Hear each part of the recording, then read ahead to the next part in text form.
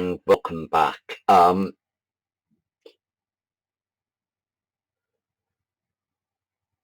Hi and welcome back. I've got a slightly new setup, so I'll go through that first. I'm trying out using two cameras so that you've got the palette on that one,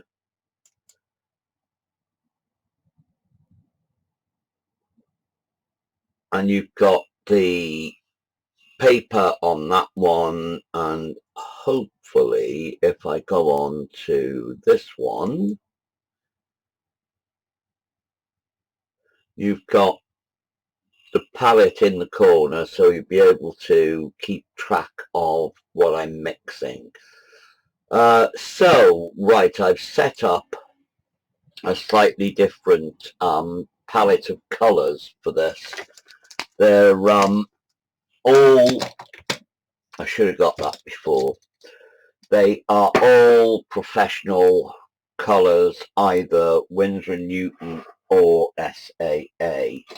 Apart from that one, which is Charles Evans Sand, very useful colour. You can only get it by from Charlie on his website, and it's made for him by Dale Rowney.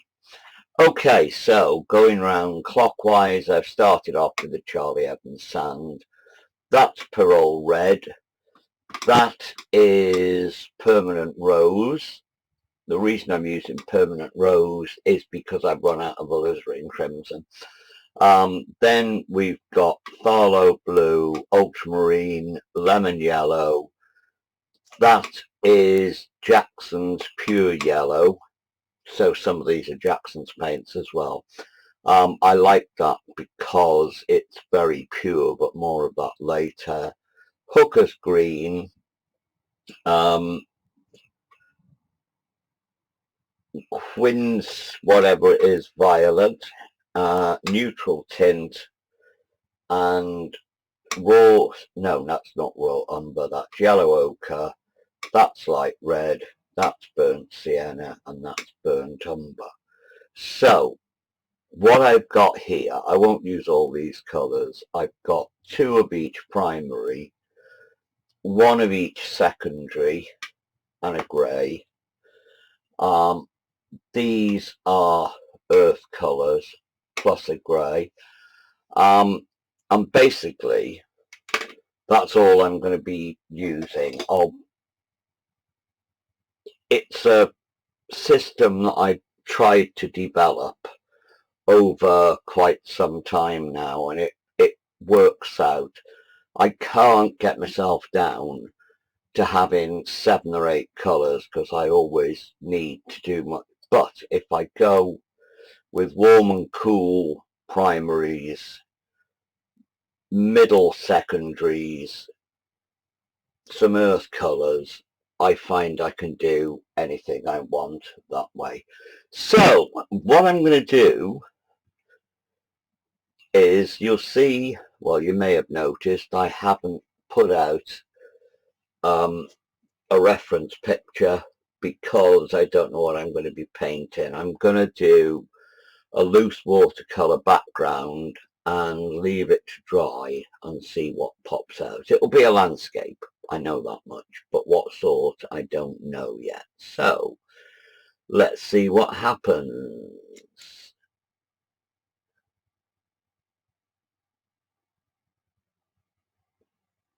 There we go. It's a bit slow working on my old laptop.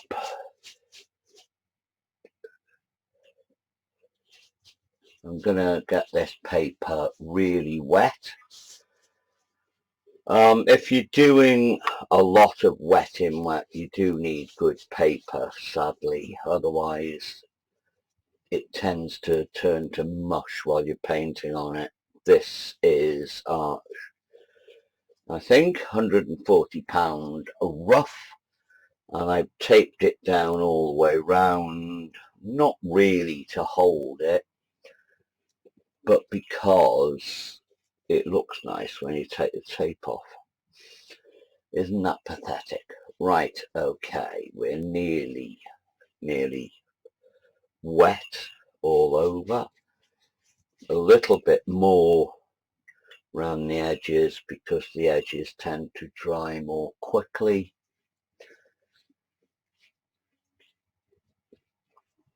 Right, we've got that.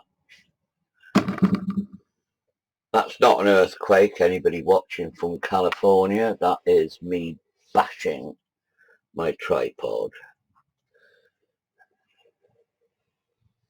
Just getting the drips off. This is where we're not even watching paint dry, we're watching water dry. So what I'll do while I'm waiting for that, I'll use, the brushes I'm using, by the way, are SAA Pretend Sable brushes. Imitation Sable, that's a 20 round. I've got a 10 round, a 6 round. The one I put that on is an inch flat. I've got a 1.5 inch flat and a 3/4 inch flat. They're the ones I use most of the time. And I've also got a couple of riggers, a number 3 and a number 4. So there we go, that's the stuff I'll be using. I'm going to be doing a fairly cloudy sky, I think. That's fairly sorted now. Some water.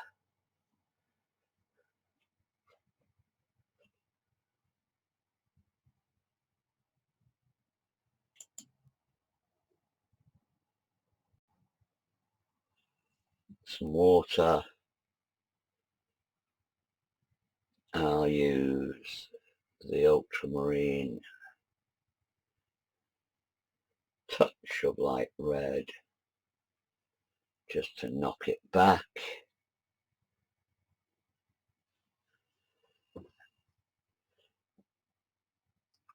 Now the paper is very wet. I want quite a lot of paint in the mix. I don't want it completely soggied out. If you get this too watery, it will just go to nothing. I want it so it spreads out into the wet, but keep some of its integrity of shape. Using this big brush means that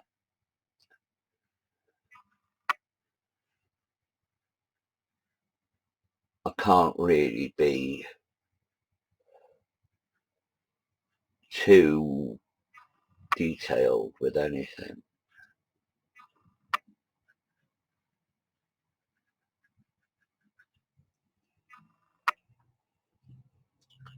More water as we get further away.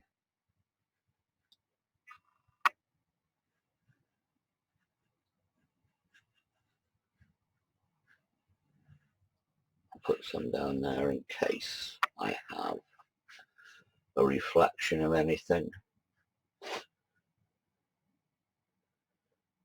Wash the brush.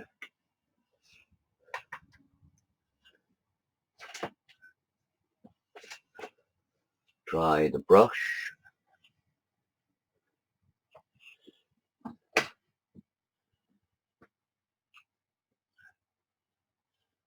Touch of this into it to grey it and pink it. It's purpley. Touch of the brown. And we've got a sort of dark cloudy colour.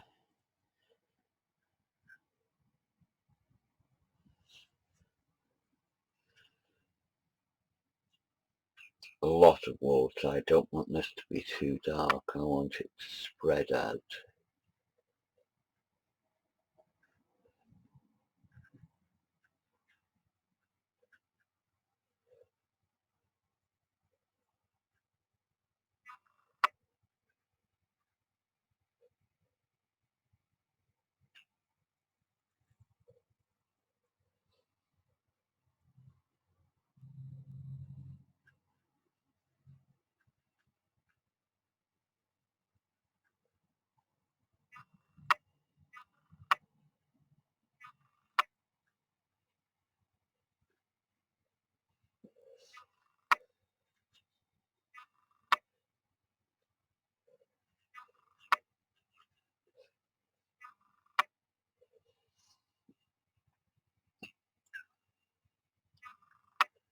Now that will run down very slowly, but just to give it a bit of a helping hand, I'm going to use a little spritzer.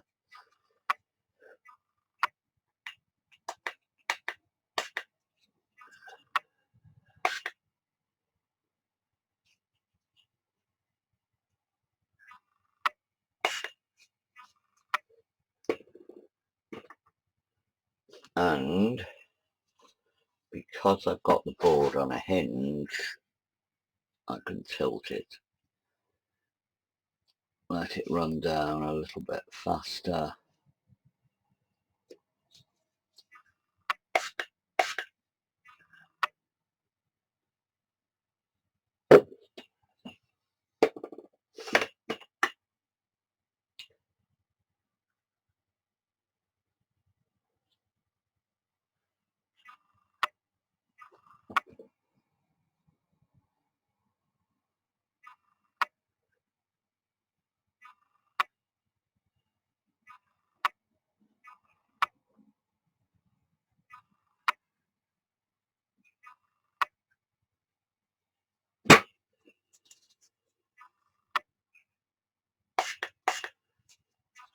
It's in the wrong place.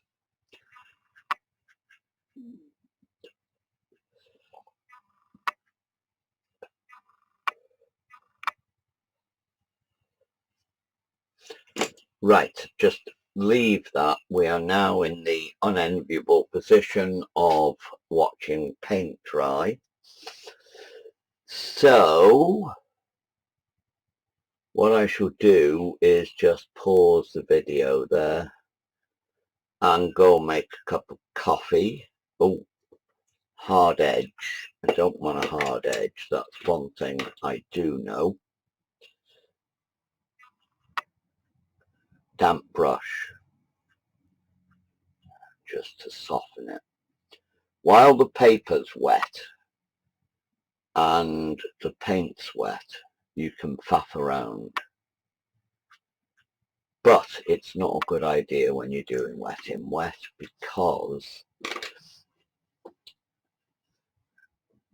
the whole point of this is letting the paint do the work as opposed to you doing the work.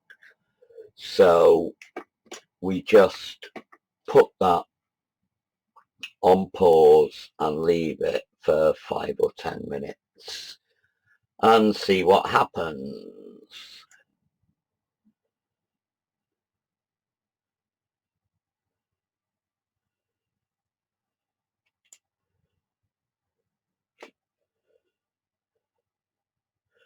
Right, I'm not sure what's happening with that, whether it's carrying on. Yes, it looks as if it's carrying on. That was rather interesting. Instead of making a cup of coffee, I ended up carrying 2 bags of compost around the back for my wife. So we'll see how it is now. It's fairly dry, almost completely dry. I'll see if I can zoom in a little bit on that.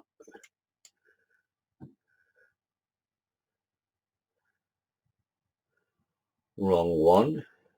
No, you can see, don't know what happened there.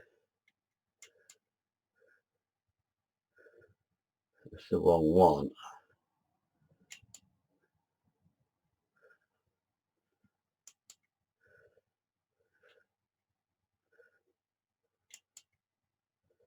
There. You can see there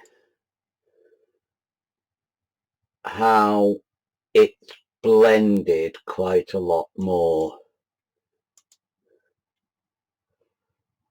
Just all those soft edges, which is the only way you can get that is to let the paint do it.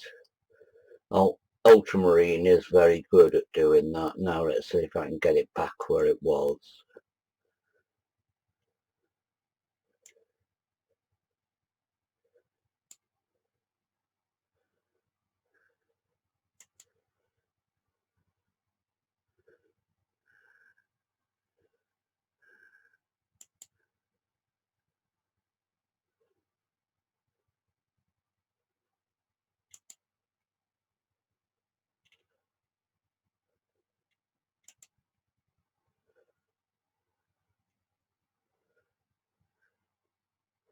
Sorry about this.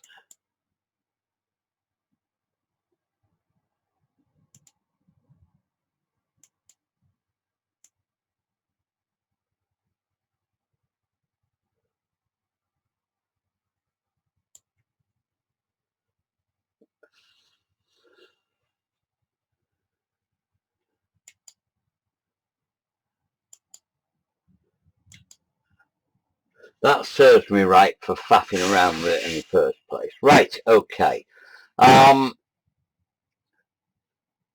sky is done. I'm not going to do anything more to that. What shall I do with the rest of the picture? That is the question. I could do a sort of lake type thing, could do a river type thing, could even do a seascape, but I'm not sure.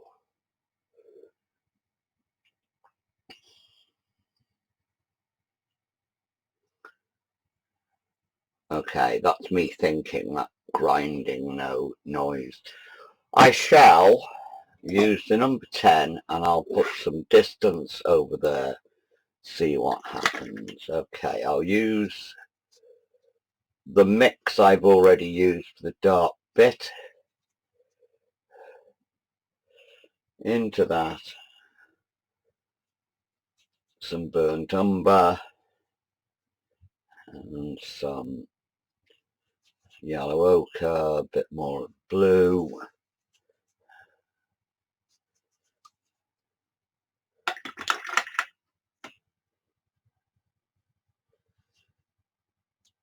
Touch of that pink.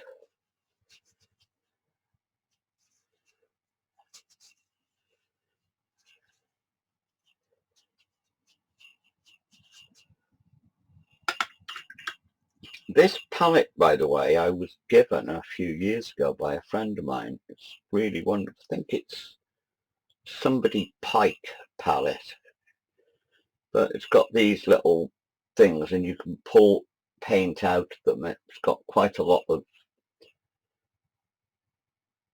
pans, and it's got a lid that you can put on. And it works almost like a stay wet palette, especially if you put a piece of wet tissue in there. Right, okay, where are we now? Put some more blue in that, or in some of it.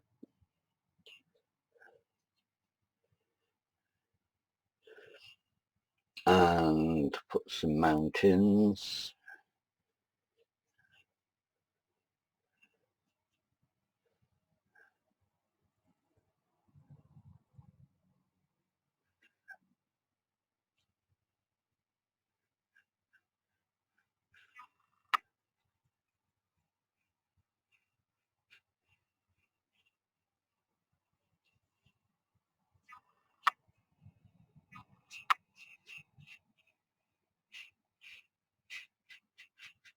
I'll try to leave it a little bits of sparkle in there.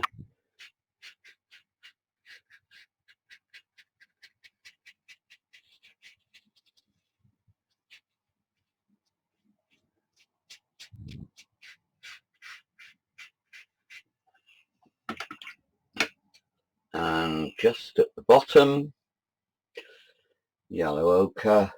It'll be a sort of moorlandy thing with a lake in the middle, a pond.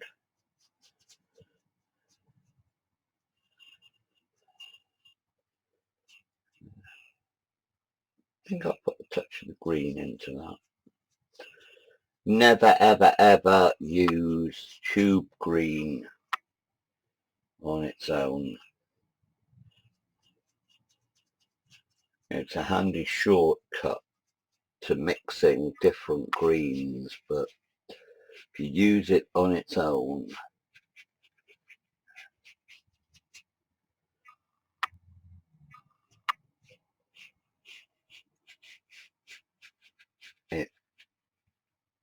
any of the tube greens tend to look false. They're meant for mixing. I'm trying to keep the top edge soft. I should have done this more quickly.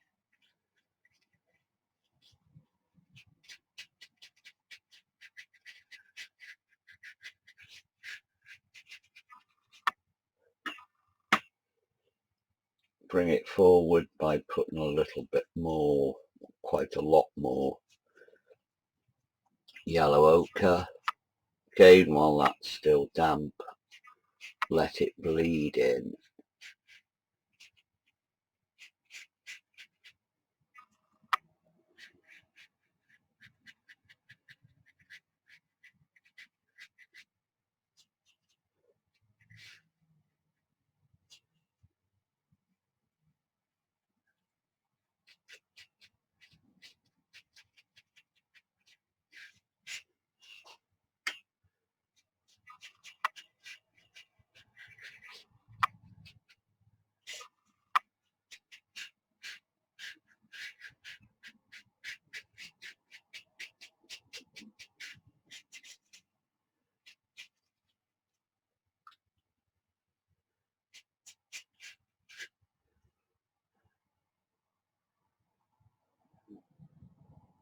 Got that. Touch of light red into that.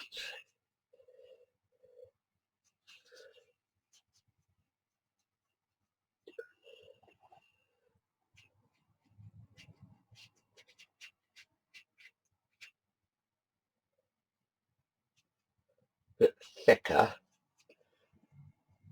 because I'm doing wet into wet, and I do want it to spread, but I don't want it to totally disappear.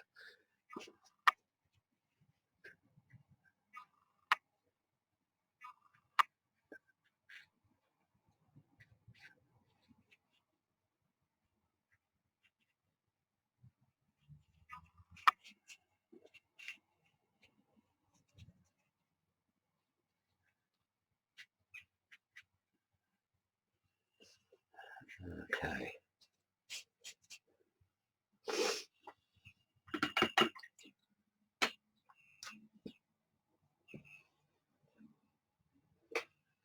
Now we've got a sort of look of moorland about that.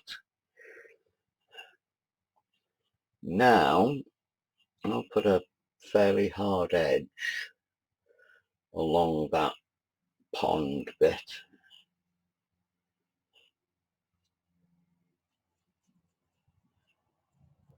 which is burnt umber, a touch of the blue, and I don't want it straight, but I want a flat edge where it hits the water.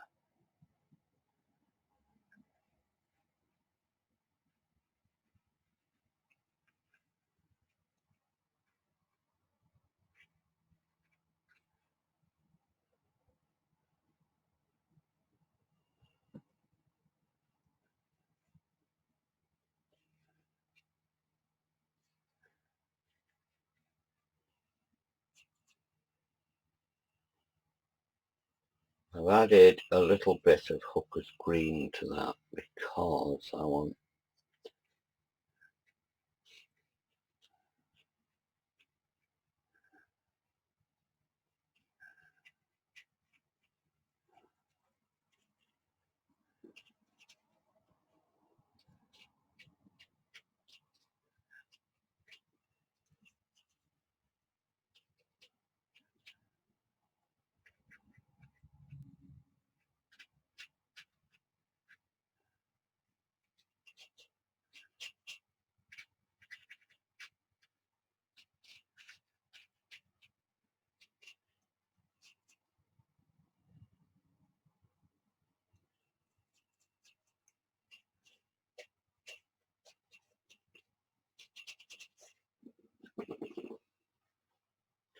now. So far,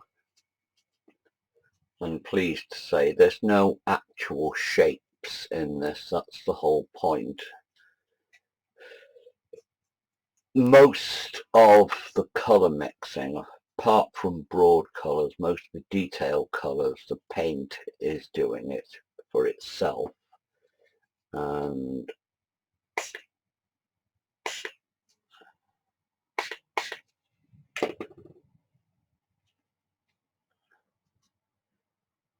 sorry, I'm thinking and talking at the same time. I'm a man, so it's pretty tricky.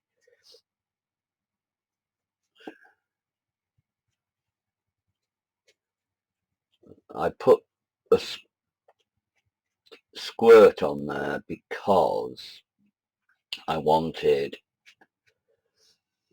it to do a bit more wet in wet mixing. What I'm trying to get is a sort of idea of a stream with a pool, but I need to take some of that out. I know what I'm talking about. You'll see what I'm doing when I do it. I want to give the impression that there's a watercourse going that way. So if I soak this,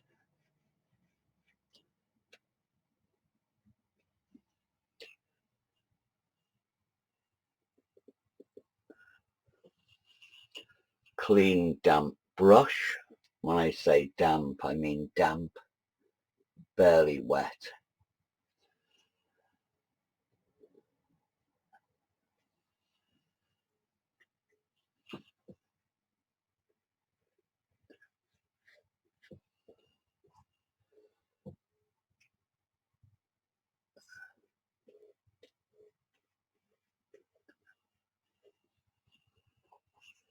There. And a little, very loose amount of that cloud sky colour in there.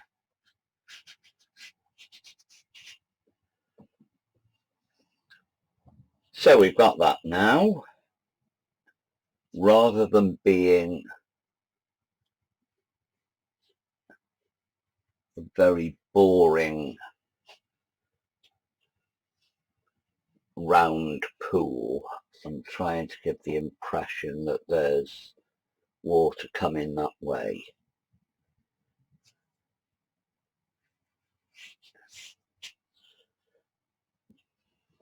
Making its way across there. Okay, leave that for a little bit.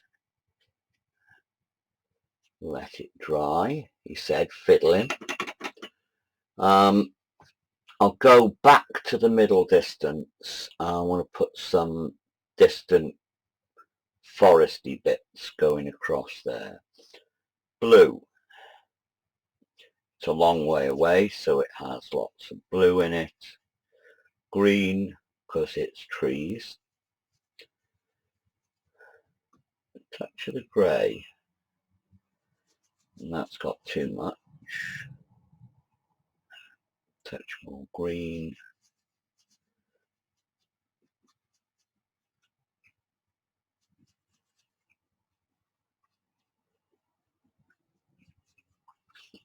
There.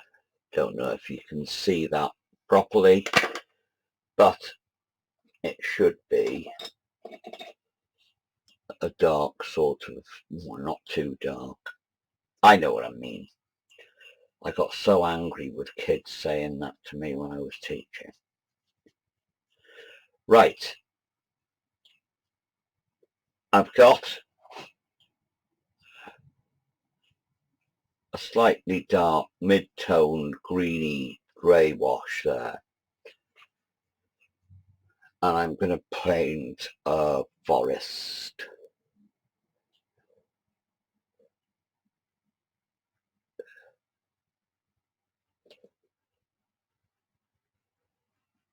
I'm not obviously painting individual trees. I'm trying to give the impression that there are lots of trees growing together quite a long way away.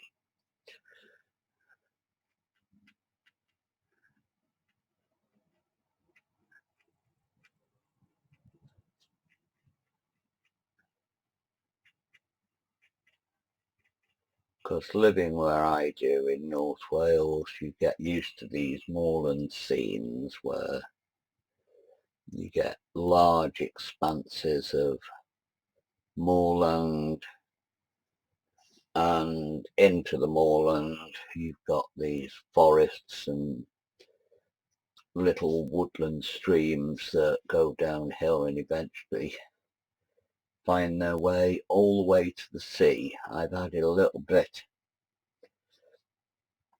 of the dark just to anchor it all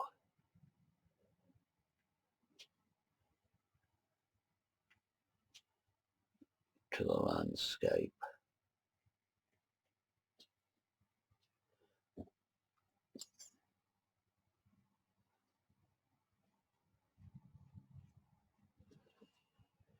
So there, we've got that. Put some slightly closer on that side. Touch of lemon into that just to brighten it up a little bit as it's a little bit further forward. Again, this paint does not have a vast amount of water in it because I don't want it spreading too much.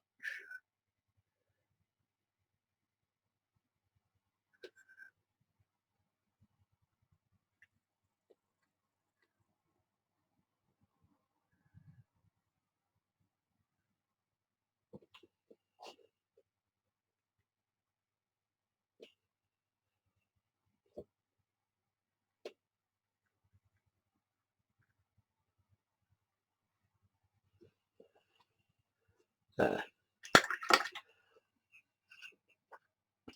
A little bit of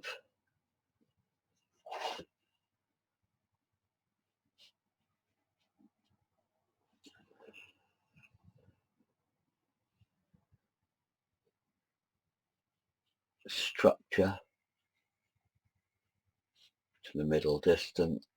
Again, I'm not painting anything, I'm just trying to make it look as if there might be cloud shadows or whatever. Okay, now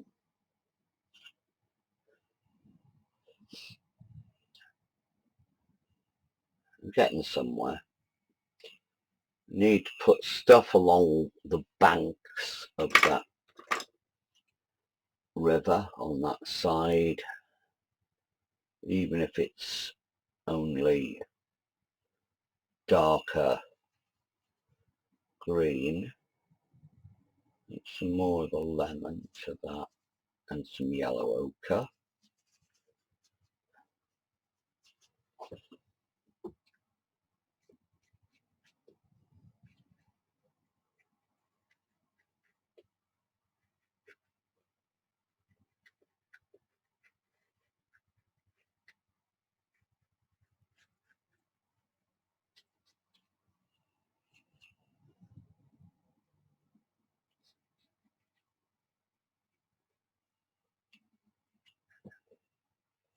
More shadow, which is just adding some more blue to it.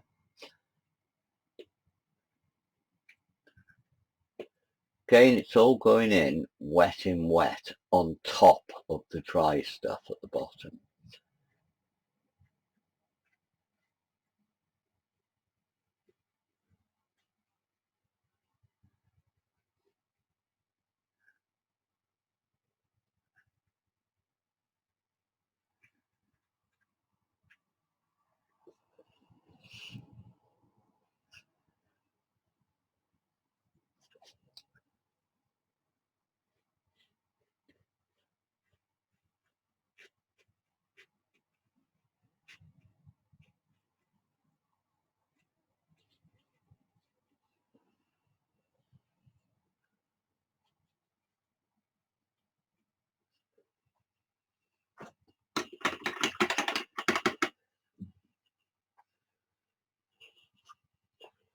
Now, that was a mistake.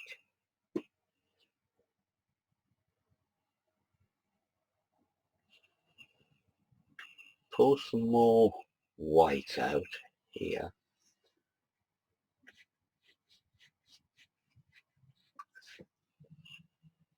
I say this is made up. It is, but it's made up of stuff that's stuck in my memory anyway. I will have seen not so much this landscape but similar ones many times. Okay, I'm going to stick some rocks in there.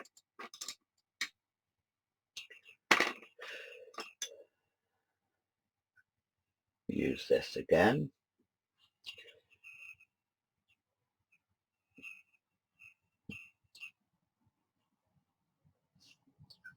The grey, some Charlie sand.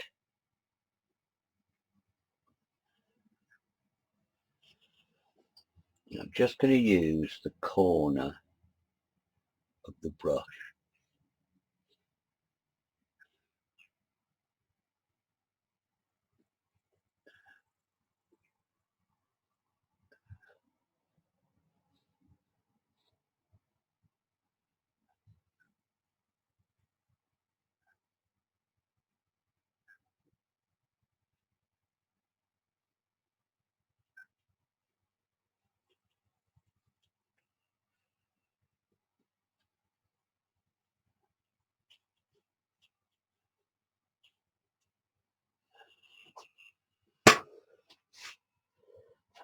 Right, leave those just to go off a little bit.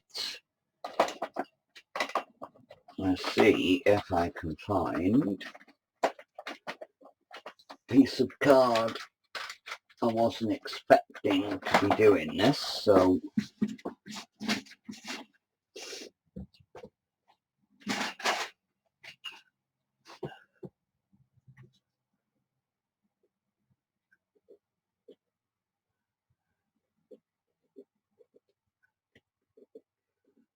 see, my bank keeps on sending me these credit cards and they're absolutely no use to me because I got no money, so at least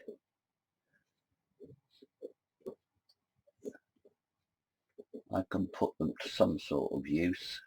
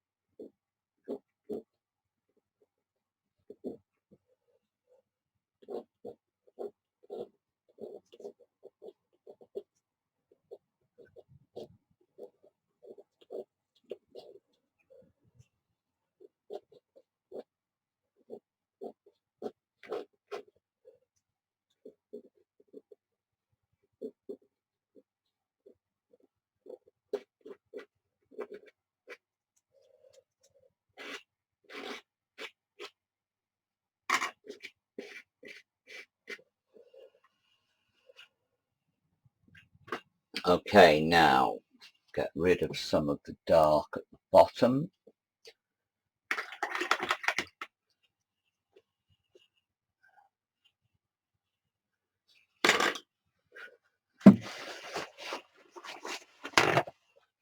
And before I did so, I should have cleaned my brush. So there you go. We now move into Watercolour Rescue territory.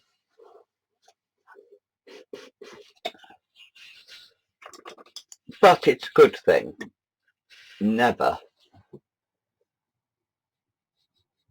think that you totally cocked something up, because you probably haven't. The very worst, if I can't get that dark off or find a way of getting into it, I can always cover it up with gouache. That looks as if I might need to do that.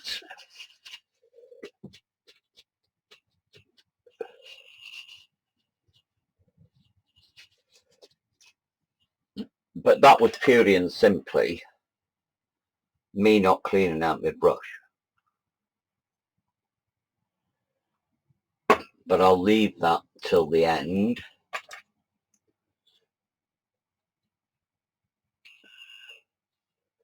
And start.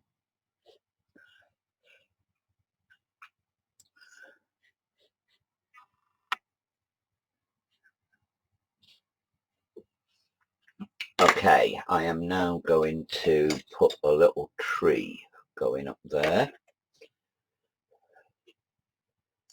I don't want it too big, I don't want it to take over the whole thing.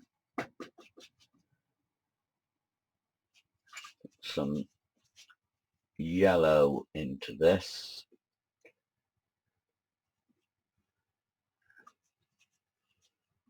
Don't want it too wet, but I want it runny.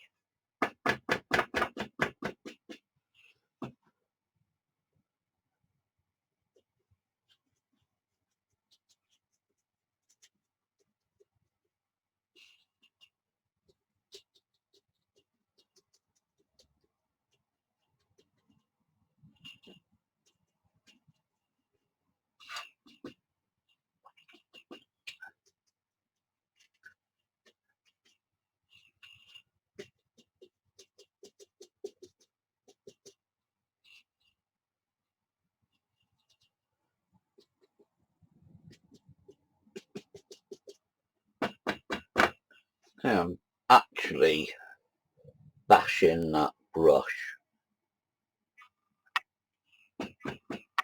but I know it'll go back flat afterwards.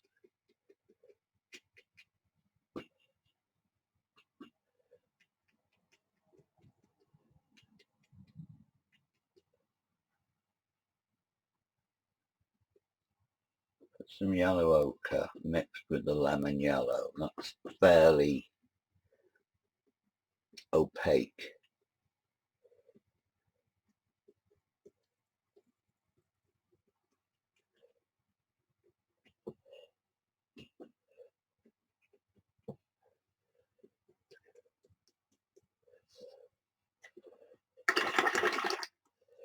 Now into that we put some blue.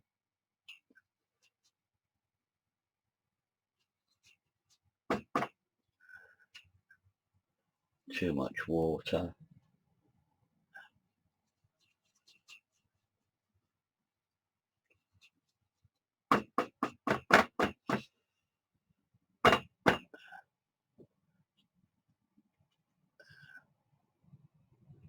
Light's coming from there, I've decided.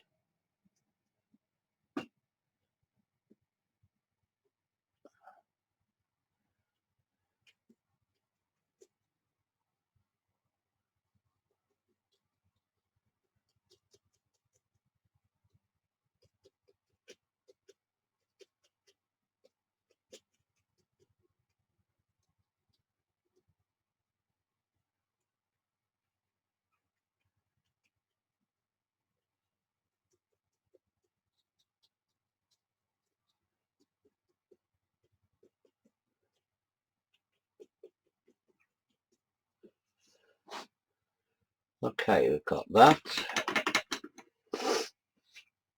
Now, no, I'll use the 6 to start with.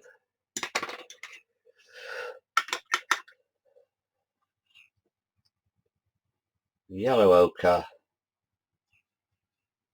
more or less on its own. Well, in fact, on its own.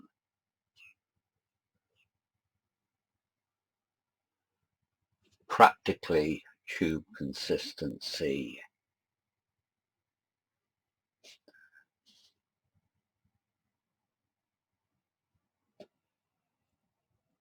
Actually, I put some Charlie sand into that.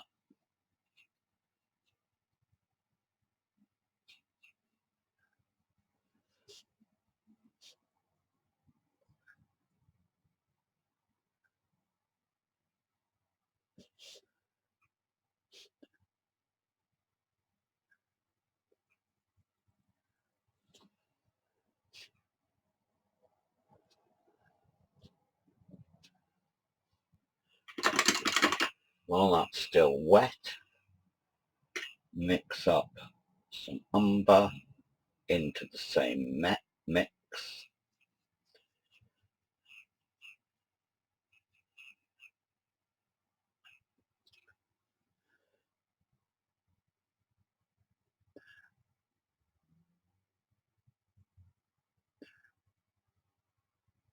Dark side.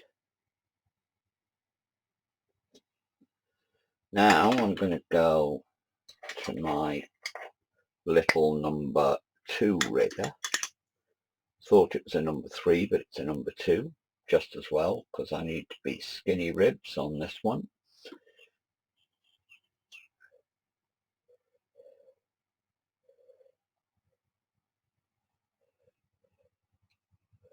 And we'll just do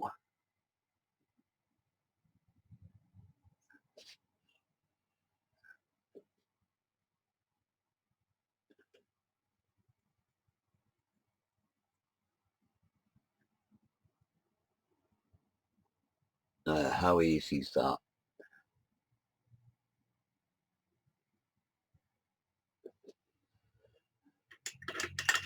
Now still with this one, just some dark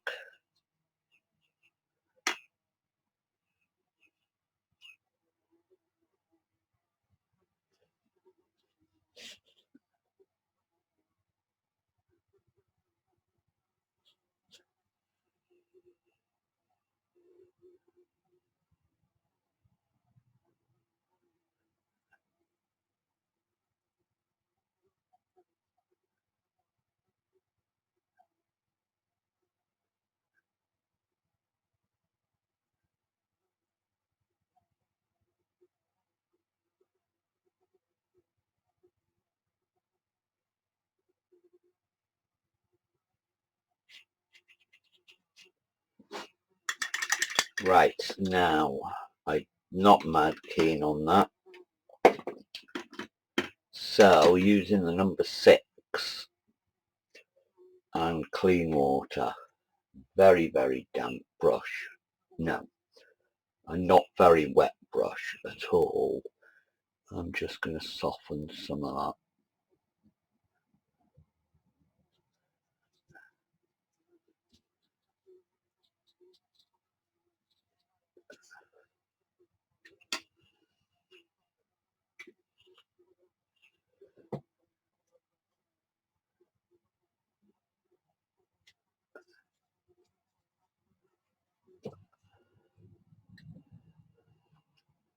It looked a bit like individual leaves rather than masses of colour. So just using a damp brush just to soften that. It's usually better to use that stippling technique into a damp background, but the problem I have when I'm making videos is that I have to have lots of lights on, and it tends to dry out the paper a bit quicker than I would like. Well, dries out the paint rather than the paper, but you know what I mean.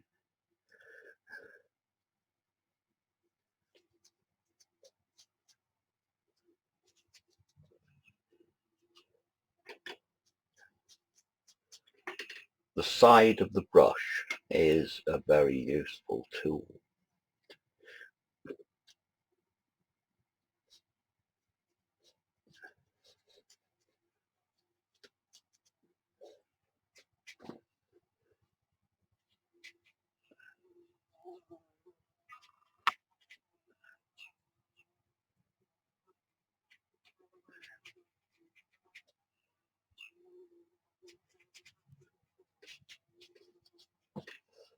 That will do.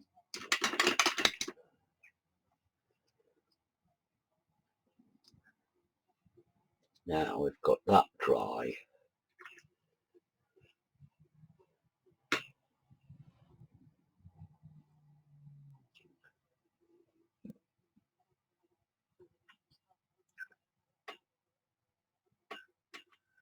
trying to reactivate some of this Charlie sand.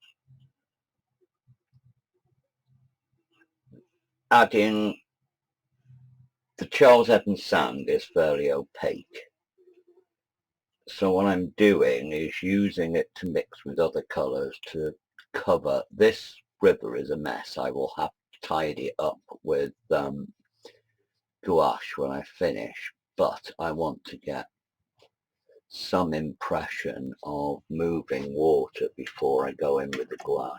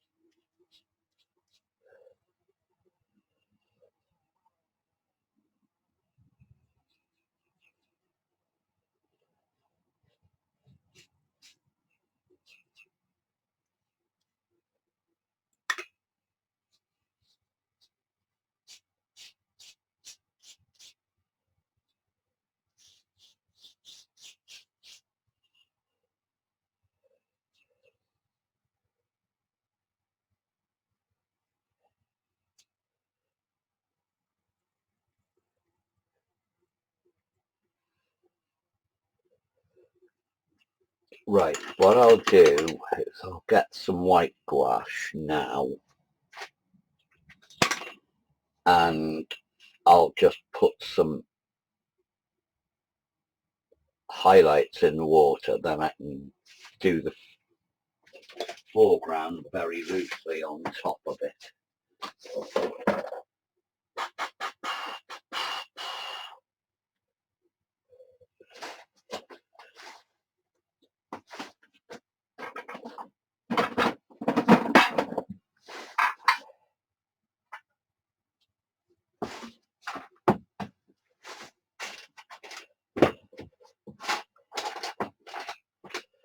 There's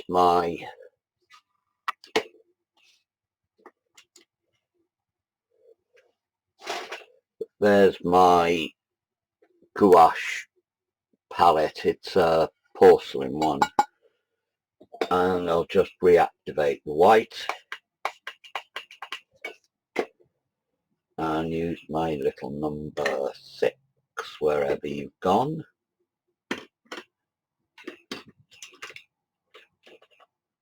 Always the last one you find, isn't it?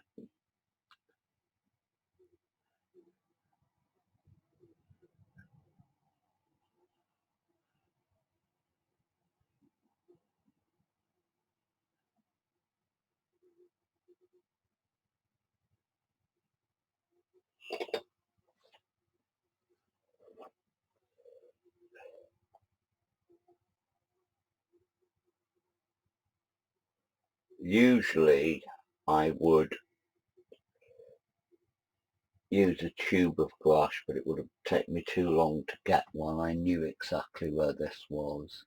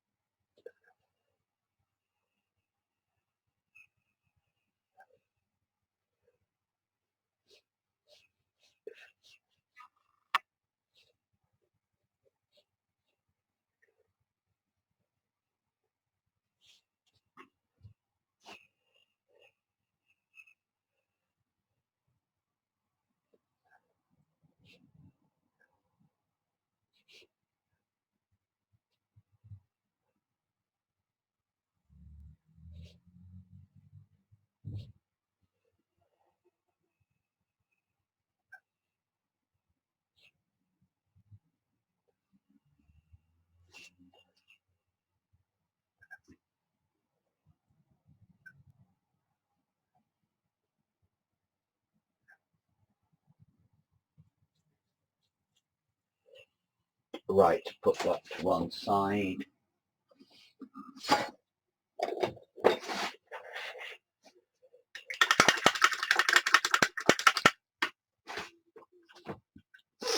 Now,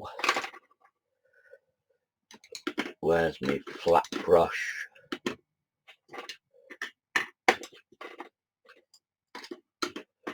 There.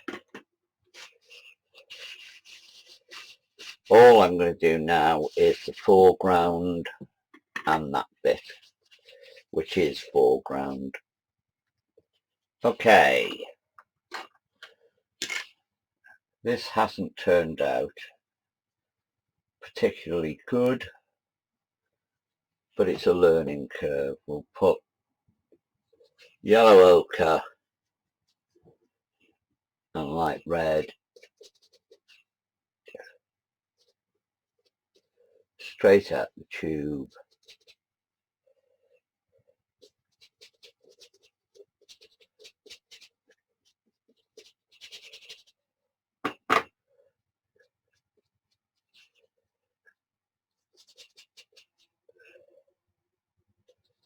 Touch of burnt sienna in the foreground.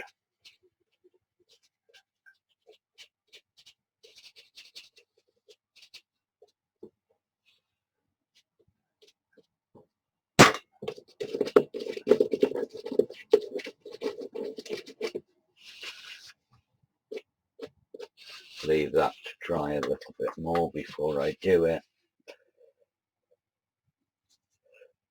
Again, same mix over here. A little bit lighter.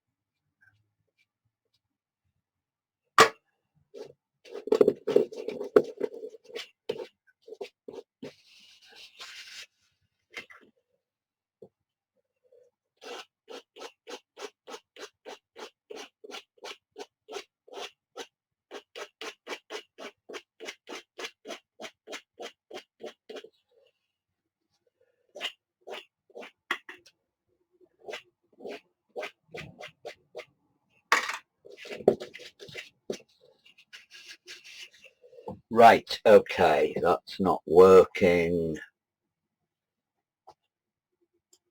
Where's my rigger?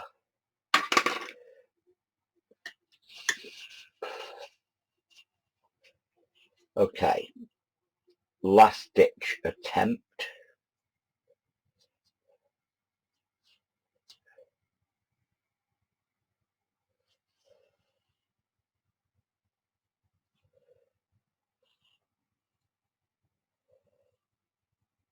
Fairly dark colours here. I'll put some of the grey in it as well.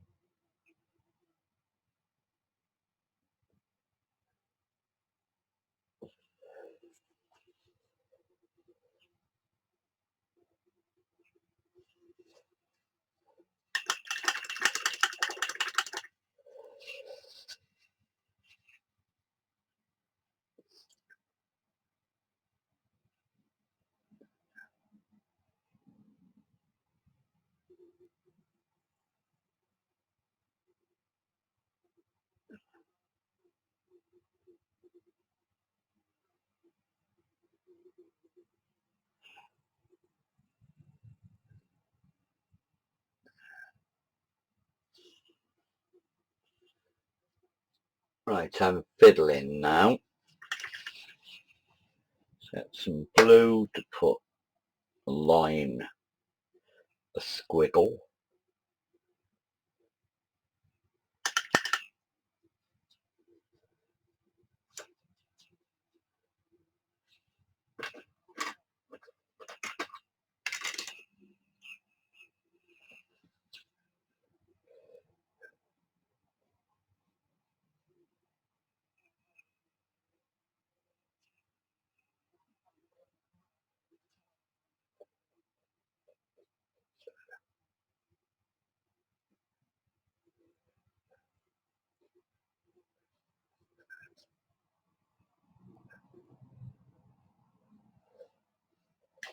Right, now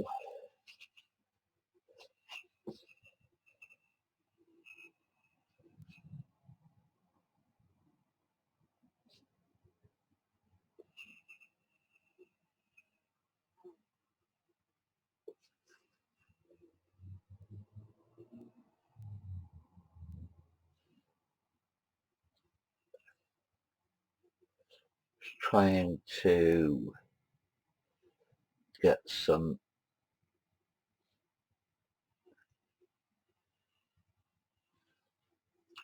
idea of white water tumbling around that bend.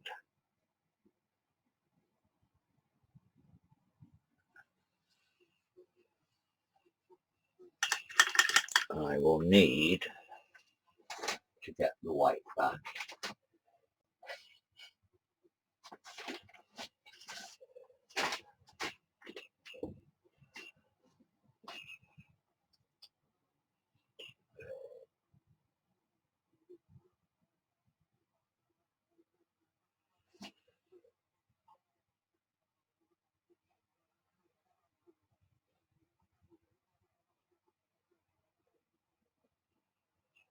Doing these little dots with gouache is what I call doubling.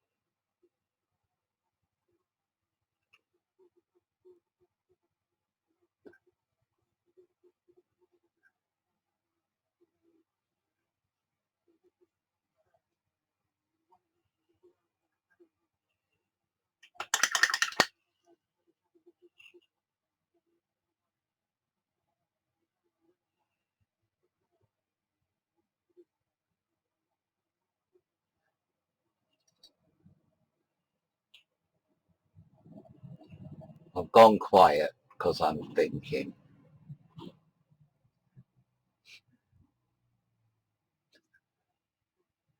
In a state of desperation now, trying to get something worthwhile out of this.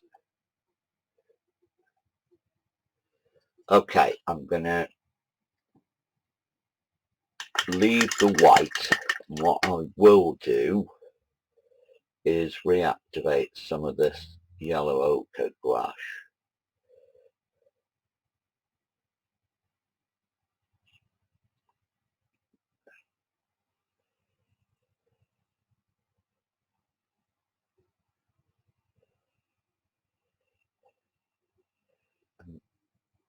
yellow ochre gouache, mix it with some of the white.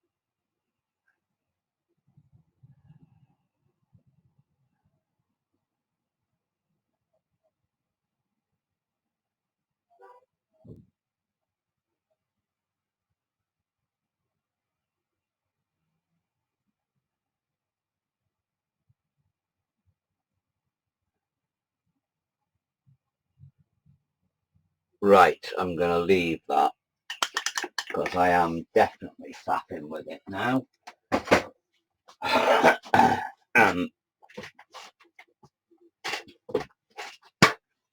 Started out reasonable. Oh, the top end of that tree's a bit naff.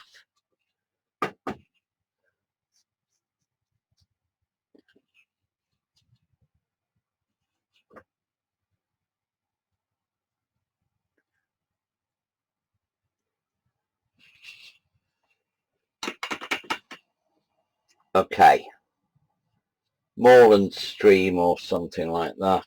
I'm not 100% happy with it. I'm still fapping.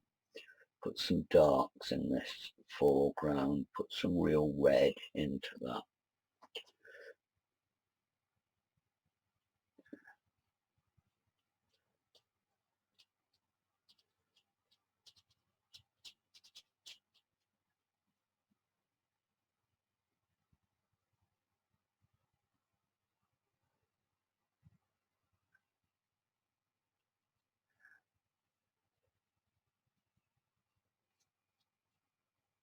Right, that'll do.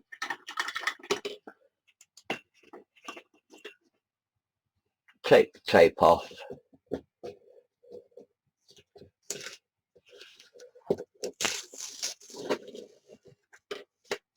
For the 9 millionth time, if ever you're taking tape off a painting, pull it away from the picture. Otherwise, well, if it does take any of the top layer of the paper off, it won't take any of your picture. So there we go. Finished thing. Go on to that one.